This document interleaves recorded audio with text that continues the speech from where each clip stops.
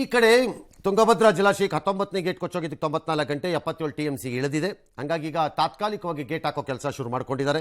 ಇವತ್ತಿನ ಪೂಜೆ ಗೀಜೆ ಮಾಡ್ಕೊಂಡು ಎಲ್ಲ ಮಾಡಿದ್ದಾರೆ. ಅದನ್ನು ನೀರು ಇರೋವಾಗಲೇ ಇಳಿಸೋಕ್ಕೆ ಸ್ಟಾರ್ಟ್ ಮಾಡ್ಕೊಳ್ತಿದ್ದಾರೆ ವರ್ಕನ್ನು. ಅದಕ್ಕೆ ಬೇಕಾಗಿದ್ದ ಪೂರ್ವಭಾವಿ ಕೆಲಸಗಳನ್ನೆಲ್ಲ ಈಗ ಮಾಡ್ಕೊಂಡಿದ್ದಾರೆ. ಒಂದು ವೇಳೆ ಈ ತಾತ್ಕಾಲಿಕ ಗೇಟ್ ಏನಾರು ಅಳವಡಿಕೆ ಆದರೆ ಎರಡೂ ಬೆಳೆಗೆ ರೈತರಿಗೆ ನೀರು ಸಿಗಬಹುದು ಅನ್ನೋ ಆಶಾಭಾವನೆ ಈಗ ಕೆಲವರಲ್ಲಿ ಮೂಡಿದೆ. ಮತ್ತು ವರ್ಗಾವಣೆ ದಂಧೆಗೂ TB ಡ್ಯಾಮ್ ಗೇಟ್ಗೂ ಏನು ಸಂಬಂಧ ಅಂತ ಪ್ರಿಯಾಂಕ್ ಖರ್ಗೆ ಅವರು ಕೇಳಿದ್ದಾರೆ. ವರ್ಗಾವಣೆಗೂ TB ಡ್ಯಾಮ್ ದಂಧೆಗೂ ಏನು ಸಂಬಂಧ ಗೊತ್ತಿಲ್ಲ. ಯಾರು ಪರಿಣಿತರನ್ನ ಕನ್ಸಿಡರ್ ಮಾಡಿ ಹೇಳೋಣ. ಗೇಟಿಗೆಲ್ಲ ಫಿಕ್ಸ್ ಮಾಡ್ತಿದ್ದಾರೆ ಅಂದಿದ್ರಲ್ಲ, ಅಲ್ಲ ಕೇಳೋಣ, ಯಾರು ಪರಿಣಿತರು ಹೇಳ್ತಾರೆ. ಡ್ಯಾಮ್ ಪರಿಣಿತರು, ವರ್ಗಾವಣೆ ಪರಿಣಿತರು ಇರ್ತಾರೆ, ಯಾರು ಹೇಳ್ತಾರೊಬ್ರು.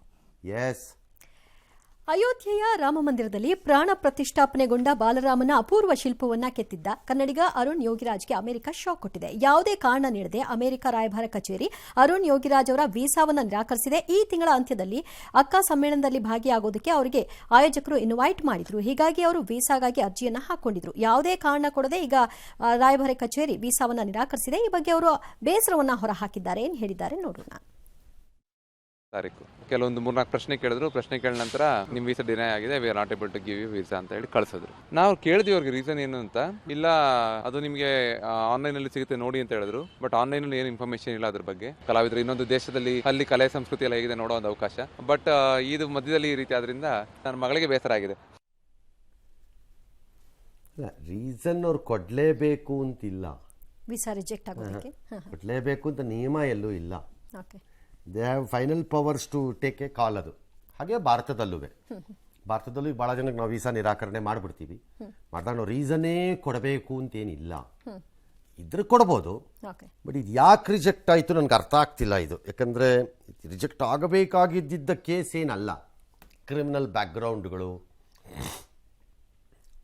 ರಿಲಿಜಿಯಸ್ ವಿಚಾರಗಳಲ್ಲಿ, ಕೆಲವು ವಿಚಾರದಲ್ಲಿ ಮೈನಾರಿಟಿ ಅಥವಾ ರಿಲಿಜಿಯಸ್ ವಿಚಾರಗಳಲ್ಲಿ ತೆಗೆದುಕೊಂಡ ನಿಲುವುಗಳು, ಪೊಲಿಟಿಕಲಿ ಅಮೆರಿಕಕ್ಕೆ ಸಹ್ಯವಾಗದ ನಿಲುವುಗಳು, ಈ ಥರದ್ದೆಲ್ಲ, ಅಥವಾ ಫಿನಾನ್ಷಿಯಲ್ ಯಾವ್ದಾದ್ರು ಫ್ರಾಡ್ಸು ಆ ಥರದ್ದು ಯಾವ್ದಾದ್ರು ಇದ್ದು ಕ್ರಿಮಿನಲ್ ಬ್ಯಾಕ್ಗ್ರೌಂಡಲ್ಲೆಲ್ಲ ಇದ್ದರೆ ಹಾಗೆಲ್ಲ ಆಗಬೇಕು.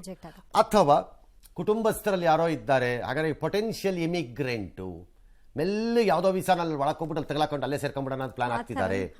ಈ ಥರದ ಕಾರಣಗಳಿಗೆ ರಿಜೆಕ್ಟ್ ಆಗತ್ತೆ. ಇದು ಯಾಕಾಗಿದೆಯೋ ಏನೋ ಗೊತ್ತಿಲ್ಲ, ನನಗೆ ನೋ ಐಡಿಯಾ.